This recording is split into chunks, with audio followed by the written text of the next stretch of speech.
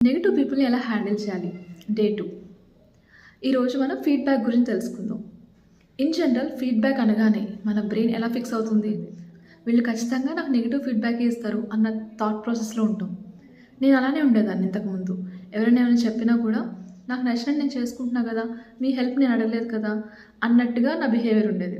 But ఎప్పుడైతే feedback యొక్క importance నేను తెలుసుకున్నానో నా పర్స్పెక్టివ్ మొత్తం చాలాసార్లు మనం చేసే మిస్టేక్ ఏంటంటే ఫీడ్బ్యాక్ ఇచ్చే పర్సన్ని రెండు కలిపి చూస్తూ ఉంటాం. ఈ ఫీడ్బ్యాక్ నా గ్రోత్కి నిజంగా హెల్ప్ చేస్తుందా?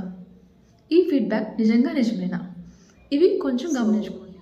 ఇక్కడి నుంచి ఎవరైనా ఫీడ్బ్యాక్ ఇచ్చినప్పుడు just take the lesson, not the poison. Last point ఏంటంటే మన లైఫ్లో గ్రేటెస్ట్ లెసన్స్ అన్నీ కూడా డిఫికల్ట్ పీపుల్ నుంచే వస్తాయి.